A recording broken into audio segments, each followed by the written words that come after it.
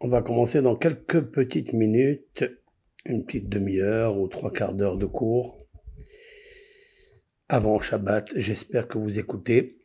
Je n'ai pas toute la technique qu'il faut. Je vais essayer d'enregistrer sur le portable, au moins faire un cours avant Shabbat. J'ai pas prévenu. Voilà. Mais nous allons essayer de faire un petit cours sur la notion de Beracha, bénédiction, et Berecha, piscine, ou déversement. Les mots se ressemblent, Berecha et Beracha. Très important, ce cours de 3 quarts d'heure, en l'honneur du Shabbat, avec l'aide d'Hachem. Toute personne qui nous suit peut donc profiter de ce petit cours avant Shabbat. Je vais commencer en attendant que les personnes arrivent. Refoua Shelema pour tous les malades. Que Hachem yahzir kol hatoufim. Que l'Éternel y ramène les captifs, qu'il leur ramène à leur Shabbat. Ish el ahuzato, chacun a sa racine, à sa famille. Donc la notion de Berecha et Beracha. On sait que la Torah, elle s'appelle Beracha, bénédiction. Le mot Beracha signifie une bénédiction. Alors, elle est composée de plusieurs paramètres, plusieurs allusions et buts. Beracha, en fait, c'est celui qui reçoit pour donner. Mais la première source qui reçoit de la main droite de Dieu, qui est la main du Hesed, la main de la abondance, de la charité, de la bonté, celle-ci, elle s'appelle Berecha. Berecha. Je vais vous montrer le graphisme, afin que vous puissiez voir les mots très importants. Vous voyez le mot Berecha, c'est comme le mot Beracha. Sauf que Berecha, qui veut dire le réservoir, la source où se trouvent les bénédictions, c'est la lettre Yud. Vous avez vu ici cette petite lettre, elle est significative, cette petite lettre Yud. Vous avez vu? Le mot Berecha, le voilà, Beracha.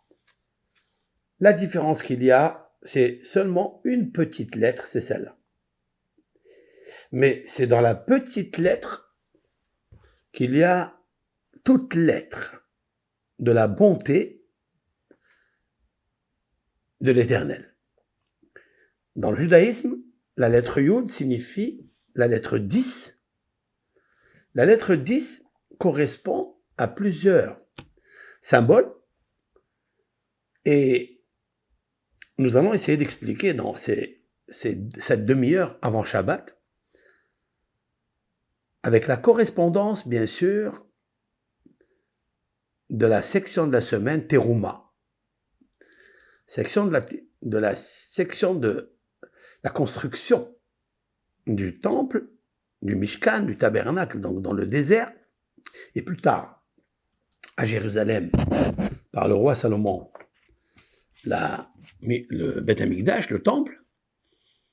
Donc le Mikdash, qui veut dire le sanctuaire, qui veut dire la sanctification, la consécration, il fallait faire terouma. Terouma, prélèvement.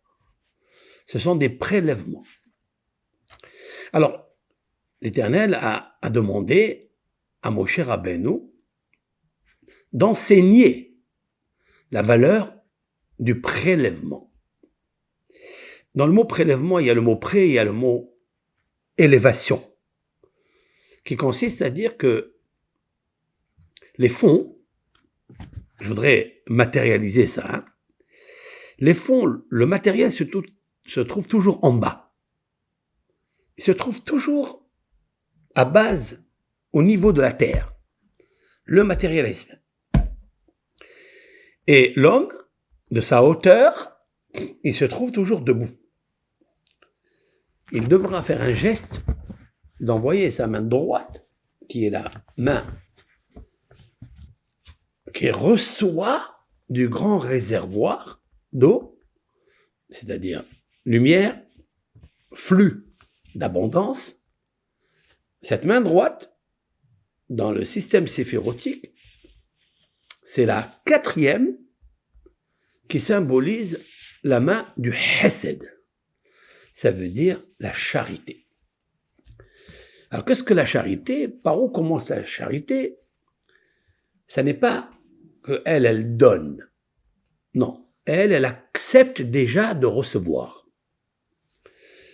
Alors je regarde en même temps sur le poste du téléphone, j'espère que vous me voyez, et en même temps je regarde dans la caméra pour enregistrer le cours et le diffuser par la suite sur YouTube parce que je n'ai pas eu le temps d'avertir Meir, Shalita, pour essayer de me préparer l'image. Donc ma main droite symbolise la réception du grand réservoir. Puis après, lorsqu'elle a bien reçu, elle doit y aller le donner à la main gauche. La main gauche, c'est la main qui est juste à côté, qui est mitoyenne au cœur. C'est là où se trouvent toutes les tentations d'égoïsme, de pulsion, de je, anochi pour moi. La main droite doit s'habituer à éduquer la main gauche à ce qu'elle reçoit doit être donné. Alors, il accomplit en fait la volonté de la source de l'Éternel qu'il lui a donné. Terouma, c'est pas seulement un don. Non, le don, c'est pas la main droite qui le fait. Le don, c'est la main gauche de l'homme qui le fait. C'est-à-dire la main de la Gévoura, c'est-à-dire de la puissance. La main de la conquête. La main du pouvoir. Alors, le pouvoir, il y a 2 pouvoirs. Il y a le pouvoir du bon penchant, et il y a le pouvoir qui est, lui, le plus puissant que l'être humain, c'est le Yetzer Hara, le mauvais penchant. Je vais essayer de calmer le jeu, l'explication, pour mieux éclaircir, démystifier ce que je suis en train de vous dire. J'ai commencé par le mot, voilà, je reviens, pour ceux et celles qui viennent de nous suivre. J'ai commencé par le mot Berecha. Berecha veut dire piscine, on va dire un fleuve. On peut l'appeler un fleuve, on peut l'appeler un puits, on peut l'appeler une source, un fleuve, on peut l'appeler un océan. Tout dépend de la compréhension de cette petite lettre, celle-là. Celle-là, c'est le Yud. Le Yud, c'est le 10. C'est celle qui vient compléter le mot Beracha. Beracha, bénédiction. Alors, bénédiction, ça peut être une bénédiction que je suis en train de formuler par ma bouche. Je bénis l'Éternel. Je grandis l'Éternel, je loue l'Éternel, je bénis mes enfants. Je bénis un élève, un disciple, un ami, ma famille, mon épouse. Comme ce soir, vendredi soir, le Baal Habayit, le maître de maison, va bénir son épouse en chantant Eshet Hayil Minsa, la fameuse chanson du roi Salomon, qu'il a adressé avec les lettres de l'acrostiche de l'alphabet, il a béni Eshet Haïl, c'est-à-dire la femme vertueuse, héroïque. C'est quoi cette femme? Tout d'abord, c'est le Shabbat. La Shabbat s'appelle la Kala, la fiancée. Mais cette fiancée, elle a une configuration dans le système du mariage, si l'on peut dire ainsi, hein, entre le mâle femelle, entre Dieu et sa lumière. C'est juste une métaphore, hein. C'est pour nous qu'on puisse comprendre quelles sont les symboliques, les significations directives qui influencent nos gestes, nos pas, nos vies, nos comportements, nos agissements, nos caractères, nos midotes. Et donc, en haut, si l'on peut dire ainsi, il y a une très grande piscine de bonheur. Je l'appelle toujours le réservoir. Alors, chacun comment il voit, hein, il voit le réservoir, alors il peut tirer de ce réservoir une bénédiction. C'est-à-dire que le réservoir est prêt, il est toujours ouvert, il est toujours en conditionnement de déverser le bonheur ici, sur les êtres humains, sur les créatures, sur tout ce qui bouge dans ce monde, qui vit dans ce monde, que ça soit des cornes du Rehem, grand animal, très beau, avec des cornes magnifiques, jusqu'à la petite insecte qui s'appelle Kinim, qui se pullule, qui se marie, qui s'accouple. C'est la plus petite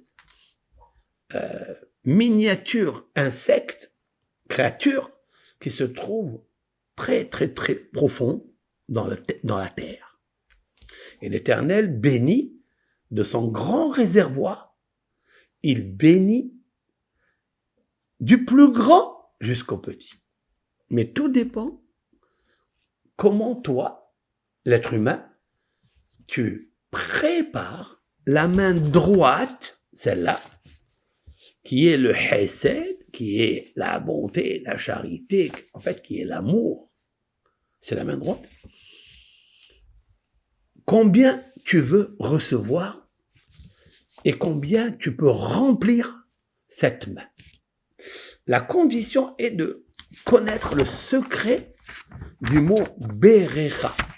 Ça, Berecha, piscine. Donc voilà une grande différence entre Beracha, qui veut dire bénédiction, et cela, ça veut dire un réservoir, un océan rempli de lumière, rempli de manne. Ce réservoir se trouve dans le monde des émanations, celui-ci. Il émane, il se ressource et il jaillit à chaque instant dans l'univers. Et nous devons, nous, les êtres humains, comprendre pour recevoir donc de ce flux extraordinaire, recevoir la bénédiction dans la main droite. Qu'est-ce que ça veut dire? Pourquoi pas la main gauche? La main gauche est le distributeur de ce que tu reçois de la main droite. Et plus tu reçois de la main droite, cela veut dire que tu as vidé, selon ton intention, tu as vidé, fait exprès, hein, de vider le bonheur, le flux de lumière, d'abondance, pour le recevoir dans ta main droite. Et puis, tu devras le passer à la main gauche. Et quand tu le passes à la main gauche, elle a une grosse difficulté. C'est de pouvoir manifester le désir de partager. Ça s'appelle un prélèvement et une donation. Chez la même personne. Chez moi, chez toi, chez elle, chez lui, dans la même personne, nous recevons du grand réservoir dans la main droite Parce que la condition pour recevoir, c'est parce que toi, tu vas donner. C'est justement la main de la charité. Dans le système séphirotique kabbalistique, elle représente Abraham, notre patriarche. La main droite, elle représente celui qui a la vertu, qui avait, qui a eu, qui aura, qui a imprégné les générations à venir, comme nous, à donner. On le voit chez Avraham Avinu, il ouvre une auberge, il ouvre les restos du cœur, les premiers restos du cœur, ce sont les restos instaurés par Avraham Avinu. Il a compris quelque chose de magnifique. Il sait qu'il y a un puits réservoir là-haut. Il fait descendre la bénédiction par la main droite. Cette bénédiction repose sur la main droite pour pouvoir juste la passer, la bénédiction, de la main droite à la main gauche, distributrice à l'univers. C'est-à-dire le don du partage. Mais c'est pas la main droite qui partage. C'est la main gauche qui partage. Parce que pour partager, il faut avoir la force. La Gevura. La force. La main droite n'a pas la force. La main droite est la noblesse. C'est celle qui reçoit. Mais elle a dans son essence la vertu de partager avec la main gauche. Cette main gauche, c'est-à-dire le pouvoir, a un avantage et une difficulté. L'avantage, c'est qu'elle veut donner, mais l'inconvénient, c'est que celui qui est dans son petit cœur, ici, dans le cœur, il y a deux parties. La partie gauche, le Yetzer Hara, l'imbécile, celui qui lui dit « Garde tout pour toi, pourquoi tu vas donner? Pourquoi tu vas partager?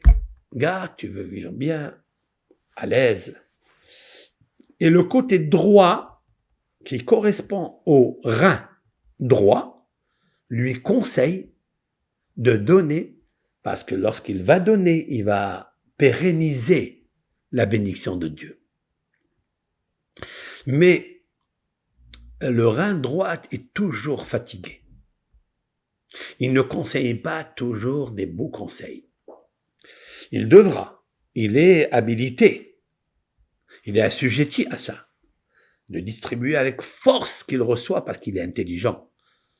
Cependant, à côté du rein droit, juste en bas, juste derrière lui, il y a un organe qui le couvre, qui l'abîme, qui le ternit. C'est lequel? C'est le foie. Le foie, c'est le kaved.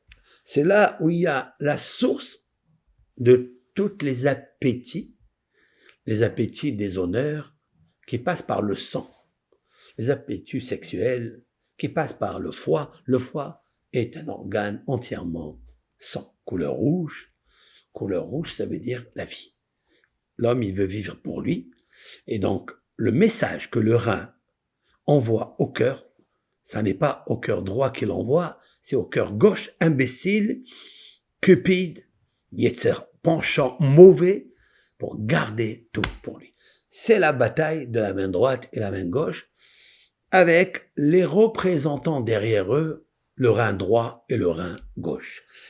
Avraham Avinu a maîtrisé le cœur gauche et le cœur droit, puisque Avraham Avinu a montré la puissance de l'amour, du partage, puisqu'il ouvre une auberge, il ouvre les restos du cœur à tout venant et passant, qu'il soit athée, qu'il soit juste, pieux, moyen, qu'il ait la religion, qu'il n'ait pas la religion. Le but d'Avraham Avinu, c'est d'être comme Dieu, de copier Dieu. Qu'est-ce que ça veut dire? Il a pris du réservoir de Dieu. Ce que est Dieu, c'est la donation.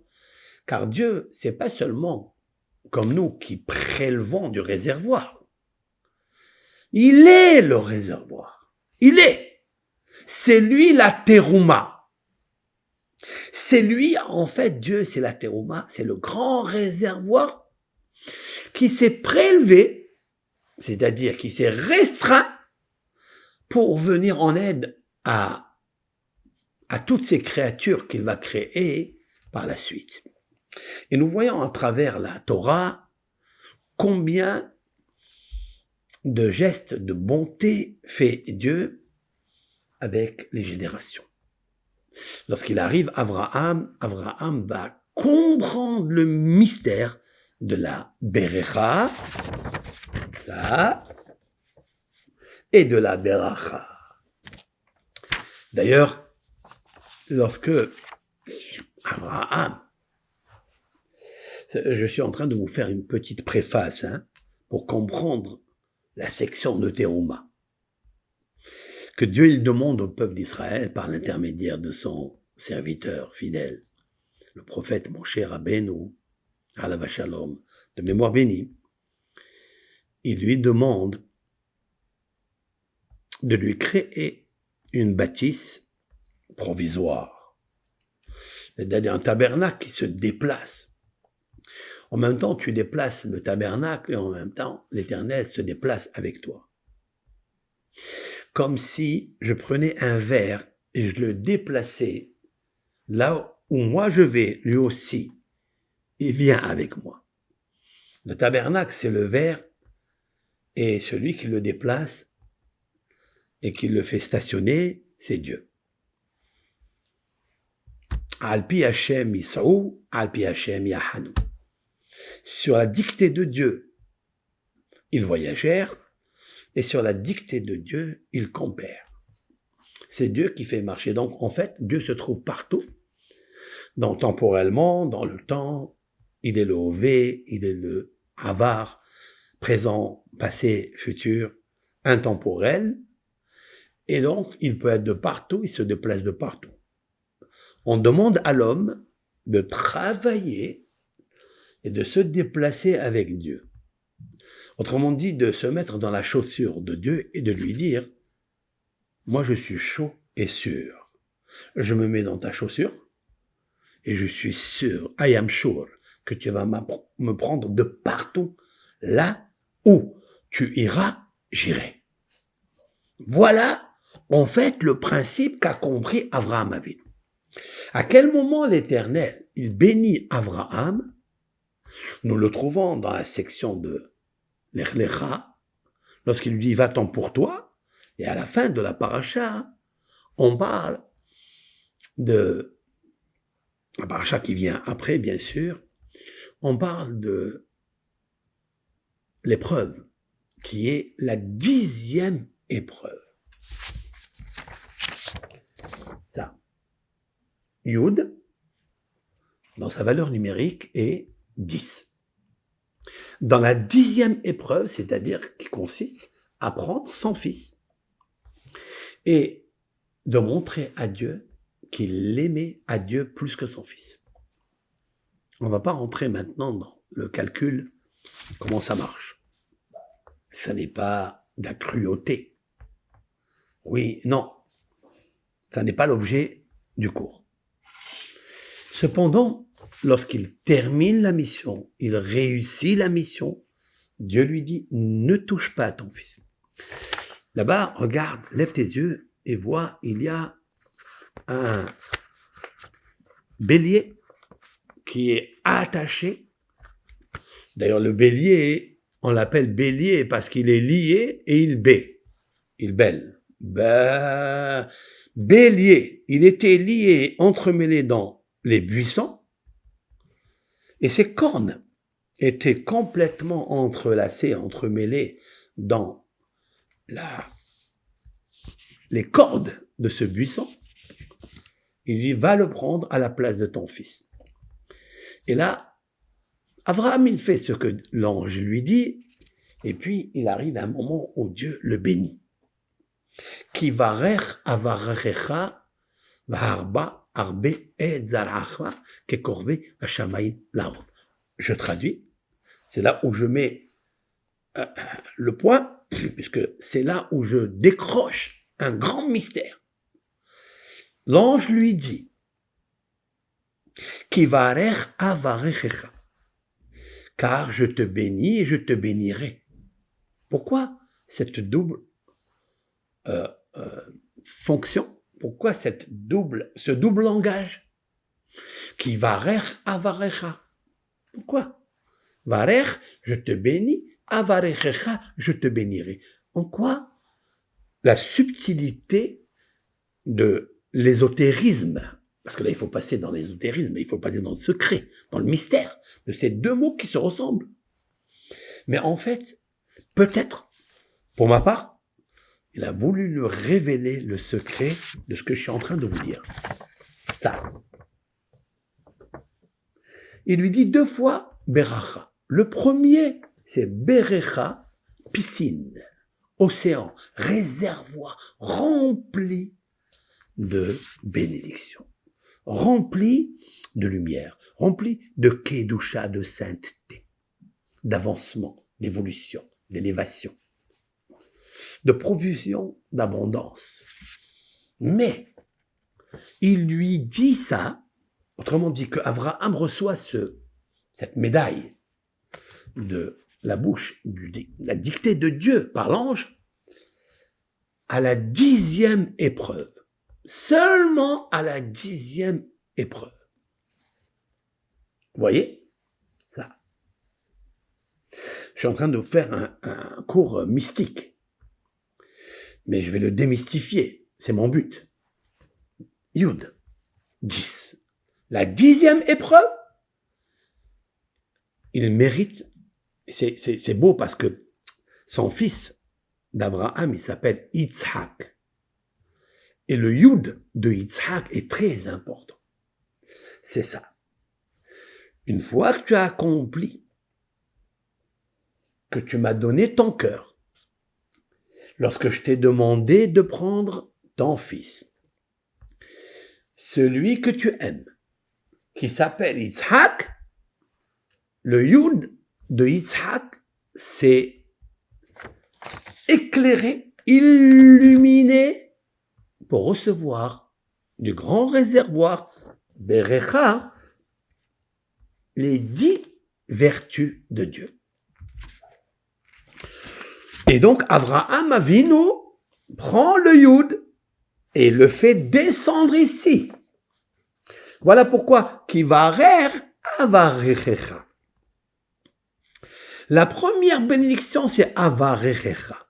Je te fais d'abord une Berecha, c'est-à-dire une piscine, un déversement de la source du réservoir Hesed, Rahamim, Ahava, amour, Haïm, Veshalom, tout ce qui est paix, tout ce qui est compassion, tout ce qui va avec l'amour et le partage. Et donc, ça, c'est le premier cadeau que je te fais. Le deuxième cadeau, c'est que tu vas devoir recevoir avec la main droite.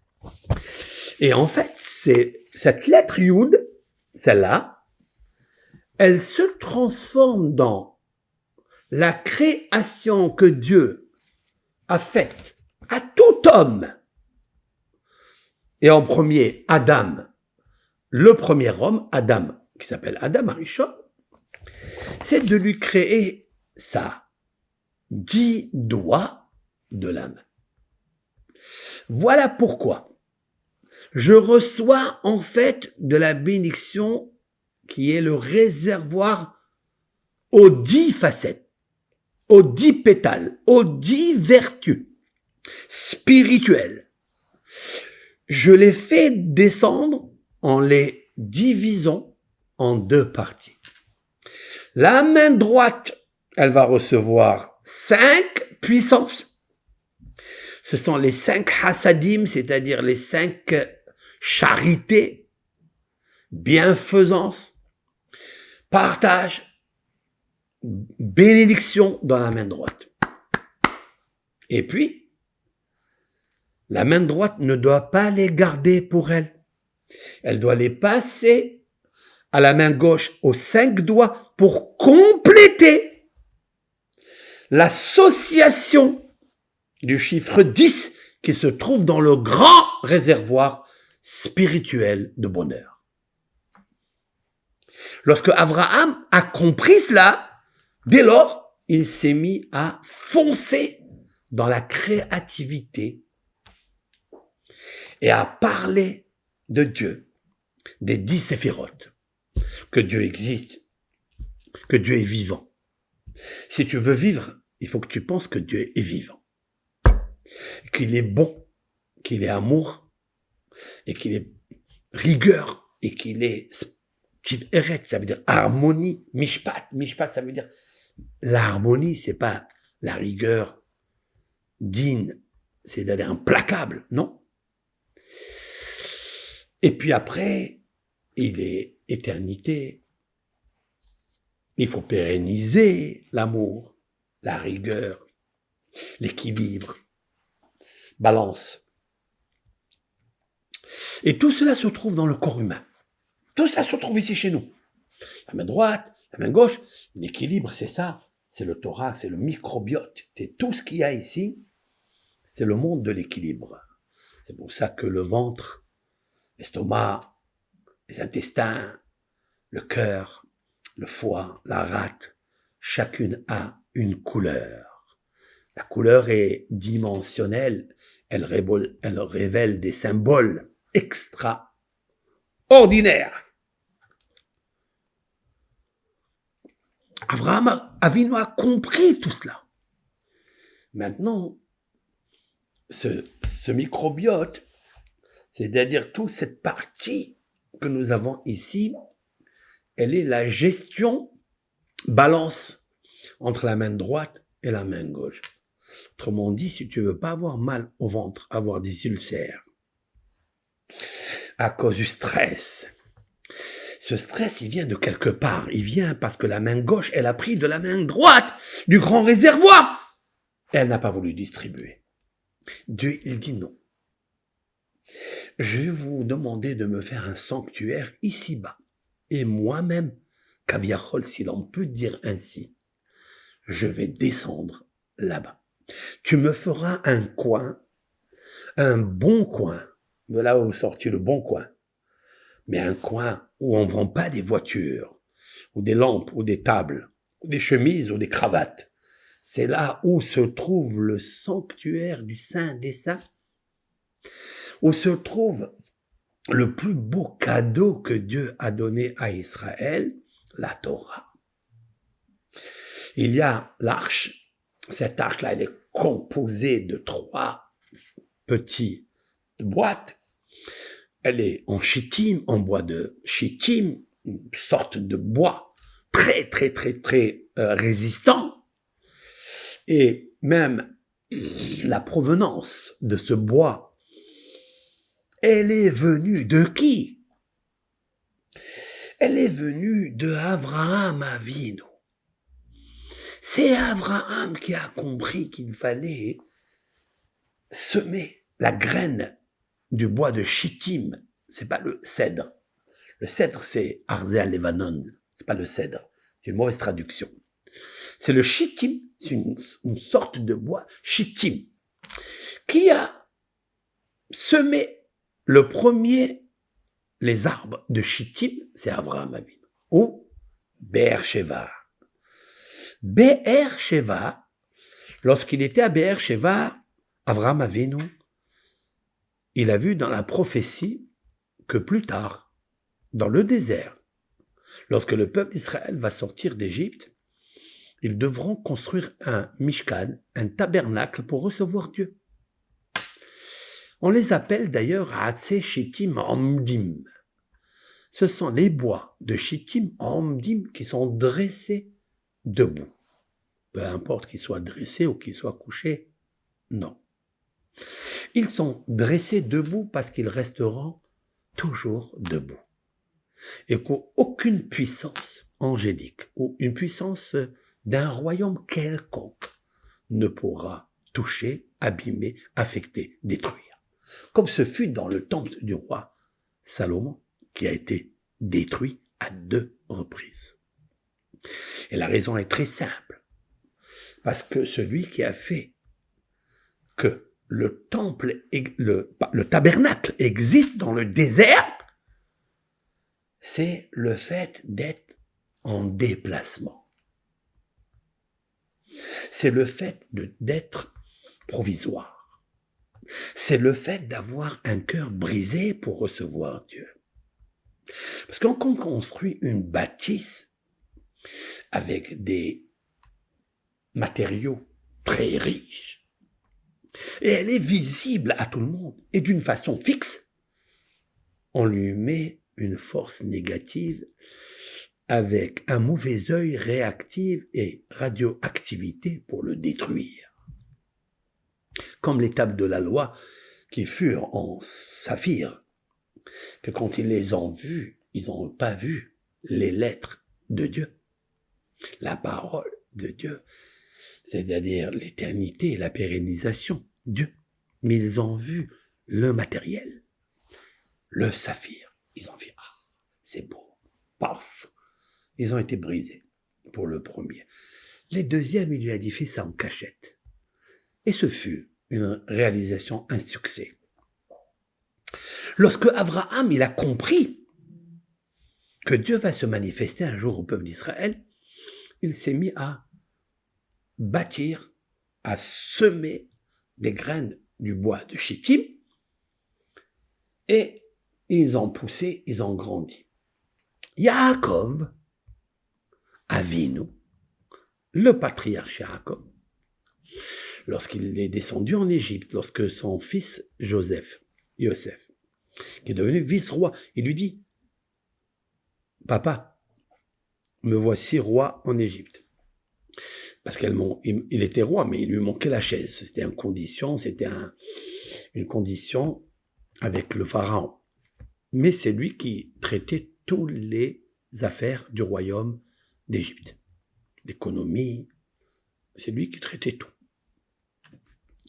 Lorsqu'il lui a dit, viens, tu seras proche de moi, qu'est-ce que fait Yaakov Avinu? Il connaît la transmission. Son père et son grand-père lui ont transmis que quand ils sortiront d'Égypte, ils vont aller recevoir la Torah. Ils devront construire un temple et mettre à l'intérieur du bon coin l'arche. Et cette arche, elle devra à l'intérieur être couverte, basée sur le bois de Chittim qui vient d'Abraham, Be'er Sheva, du puits de Sheva, le puits, je suis en train de vous dire quelque chose là, le puits, Be'er Sheva, le puits de Sheva, le réservoir qui contient Sheva, cette vertu de Dieu. Il y en a encore 3 ici que j'ai laissé un, mais il y en a 7. Et la première, c'est le pouce, c'est Abraham Avinu, c'est elle. Donc il est parti à Yaakov Avinu, qui est donc la 3e position. Ouais, Abraham, Isaac, Yaakov. La 3e position, il est allé à Beer-Sheva pour couper ce bois. Et il est descendu avec ce qui n'est pas expliqué dans la Torah. Hein. Ce sont nos sages, il y a 2500 années, qui ont dévoilé ça par les textes, bien sûr, par les transmissions, etc. Et Yaakov Avinu leur a dit à ses enfants, vous devrez fabriquer un Mishkan par la suite, vous allez construire les Kerachim. Qu'est-ce que les Kerachim? Dans la Torah, on va parler beaucoup de ça, dans sa section. Kerachim, ce sont les murs du tabernacle, des 4 coins du monde, et ces murs étaient fabriqués en bois de Chittim. Et ça, c'est à l'extérieur. Et à l'intérieur, vous allez me faire un Aaron. Ve'asul Aaron Aseh Chittim. Ils feront un Aaron en bois de Chittim. C'est très important. La puissance de là où se trouvera la Torah en coffret, si l'on peut dire ainsi, à l'aise dans le bois de Chittim.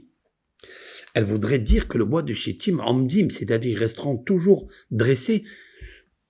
Et on sait très bien que Moshe Rabbeinu a enterré les bois de Chittim dans le désert. Parce que ces bois, personne ne peut les affecter. les détruire, les abîmer, les souiller. Pourquoi? Parce qu'ils ont été fabriqués par un homme qui aime Dieu et Dieu l'aime. Il aime Dieu parce qu'il était prêt à sacrifier son fils Yitzhak. Et Dieu l'aime parce que Dieu lui dit « je te bénirai », c'est-à-dire le Yud. Ça, je t'ai donné le Yud, ça c'est mon nom à moi, Dieu lui dit. Ce sont les 10 vertus par lesquelles je conduis les mondes invisibles et les mondes visibles, le nôtre. C'est la couronne, c'est la sagesse, c'est l'intuition, c'est le lien, c'est l'amour, c'est la rigueur, c'est la tolérance, c'est l'éternité, pérennisation, c'est la splendeur, c'est le canal et c'est la royauté, Malchut. Tout ça, il lui a donné à Abraham Avinu et il lui a donné la bracha. Ça veut dire que jamais ta bénédiction ne cessera. Beracha ad beli dai. Une bénédiction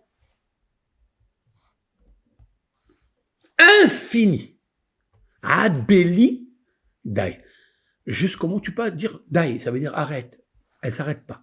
Elle est ininterrompue, elle est constante. C'est l'océan céleste, celui qui se trouve dans le monde céleste qui se trouve dans le firmament qui s'appelle Shehakim, c'est le 7e firmament céleste, Shehakim, ne s'use jamais, ne se vide jamais. Nous voyons des réservoirs d'eau ici qui sèchent. Au temps de sécheresse, il y a des fleuves qui ont perdu tout leur eau. On voit des poissons mourir. Le grand océan ne s'arrête pas.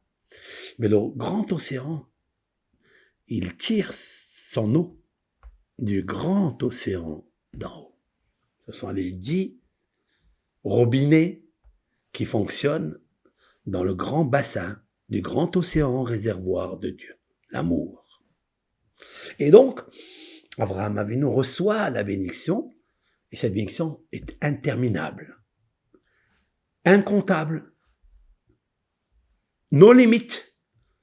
Et c'est pourquoi que tout ce qu'il fera Abraham par ses mains, par les 10 doigts, restera manifestement à jamais. Pourquoi? Parce qu'il a compris le secret de recevoir du grand réservoir les 10 doigts, main droite, main gauche, recevoir avec la main droite la noblesse, pouvoir la donner à la main gauche. Maintenant, la main gauche, elle a un deal, elle a une confrontation, je donne ou je garde. Je prélève pour donner ou je le garde. Abraham a tout donné. Tout. Et donc, c'est les bois de Chittim ne pourriront jamais. Ils sont enterrés dans le désert, dans un coin que seul Moshe Rabbeinu connaît. Et celui qui est allé les couper à Beer-Sheva, c'est Yaakov Avinu. Et c'est très beau. Parce que Abraham n'est jamais mort. Il est dans notre bouche. On l'aime tous. Toutes les courants d'idées, les religions, qu'on appelle les religions, eh bien, tout le monde aime Abraham. Tout le monde. Il est dans la bouche de tout le monde. Yaakov moins, mais pour le peuple d'Israël, Yaakov n'est pas mort. Yaakov l'omet. Yaakov n'est pas mort. Pourquoi il n'est pas mort? Voilà, ils l'ont embaumé, ils l'ont enterré. C'est marqué qu'ils ont pleuré 70 jours, les Égyptiens. Et ils l'ont enterré à la caverne de Marbella, en Eretz Israël, à Hebron. Non, le Talmud répond. De la même façon que sa descendance, le peuple d'Israël, qui a accompli Torah Tziva Lanu Moshe Moacha Kelat Yaakov, la communauté de Jacob, Yaakov, est vivante. Elle est là. Ils ont essayé de l'abîmer, de l'enterrer, mais ils peuvent pas. Pourquoi? Parce que ce Mishkan et les bois de Shittim sont encore là, sont vivants. Personne ne les a touchés. Et aussi, la fabrication de l'arche où se trouvait déposé le coffre de la Torah, qui n'a jamais fait faillite, qui n'est jamais éteinte. Elle brille de tout son essor. De tout son essor, elle est encore là, elle est vivante. Les Romains ont essayé, les Grecs ont essayé, la Perse a essayé. Toutes les civilisations jadis, qui étaient très très sophistiquées, très puissantes, dans les armées, dans les civilisations de tout le modernisme, ont essayé de la traduire et de la trahir. Traduire, c'est trahir. Mais personne ne peut. Pourquoi? Parce que la Torah, c'est l'amour. Et comme le bois de Shittim qui la coffre, qui l'entoure, il lui donne cette éternité, cette pérennisation. Comme Avraham Avinu et comme Yaakov Avinu. Et donc la Torah ne se trouve que dans le Hesed, dans l'amour. C'est la raison pour laquelle de ce Aaron, il était fait d'une seule pièce en or. Il y avait un socle, le couvercle, qui était lui aussi en or, par lequel on couvrait donc le bois de Shittim. Et émanant de ce couvercle, il y avait 2 chérubins, garçons et filles, sont 2 bébés mâles-femelles, et ça représente en fait l'amour, la fraternité. Parce que la Torah, c'est la fraternité. Et quel est le sod, quel est le secret de tout ça? Terouma. C'est le prélèvement. Qu'est-ce que le Terouma?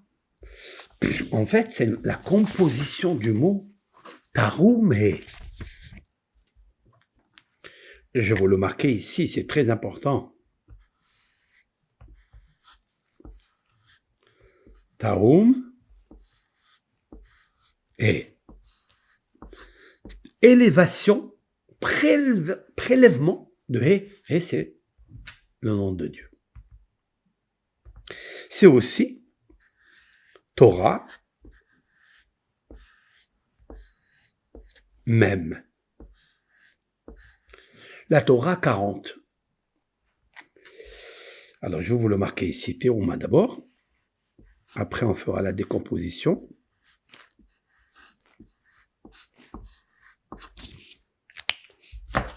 Vous voyez? Terouma, voilà le mot Terouma. Terouma, c'est prélèvement. Mais regardez, la lettre Tav, elle est là. La lettre Resh, elle est là. La lettre Vav, elle est là. La lettre Mem, elle est là. Mais il y a ici Taroum He. Taroum He. Taroum, prélèvement, élévation. He, c'est le nom de Dieu. Et aussi, Terouma, 5 lettres, Torah, il y a le mot Torah, même. Torah, même 40, qui a été donné à même Moshe à 40 jours de rendez-vous, de préparation, de prière, de concentration, de méditation, d'un lien très puissant d'amour entre Hachem et Moshe. Voilà le mot Terouma. Sauf que le mot Terouma, comme je viens de le dire, même He. La lettre He, ça peut se remplir avec une autre lettre He. Voilà, comme ça. Vous voyez cette lettre-là? Taroum He, que le He se lève. On peut le He, ça se traduit comme ça. He et He. He, la phonétique, le mot qui est le corps, qui est la lettre He. Mais il y a une âme à l'intérieur, c'est le He. En fait, ça peut se matérialiser dans les 5 doigts de la main droite et les 5 doigts de la main gauche. 10. C'est cette fameuse explication que je vous donne, brillante d'ailleurs, qui est en fait, le hé c'est ça et le hé c'est ça, parce que ils doivent s'aimer. C'est pour ça que les chérubins, ils étendaient leurs mains l'un vers l'autre. Un, il donne et l'autre il reçoit. Le mâle, le petit bébé, le chérubin mâle, il donne parce qu'il a reçu, c'est la main droite. Et le chérubin femelle, il reçoit pour accomplir la bénédiction. Et c'est la raison pour laquelle la parole de Dieu passait entre les deux chérubins au-dessus de l'arche, au-dessus des bois de Chittim. Elle intervenait aux oreilles de Moïse, Moshe, qui lui seul l'écoutait et il transmettait à Dieu. Et pourquoi cette transmission doit passer par le bois de Chittim, par les deux chérubins? Parce que le bois de Chittim est fabriqué par un amoureux de Dieu, par celui qui a compris que l'Éternel était Atzé Chittim Hamdim, c'est-à-dire des bois de Chittim qui se dressent, que jamais ils fléchissent, que jamais ils succombent, jamais ils chutent et ils tombent, jamais l'échec. Quand vous faites les choses avec amour, ça résiste. Avec l'aide de Hachem, ce petit cours, Shabbat, Shalom à tout le monde. Bracha ve'atzlacha. Kol tov.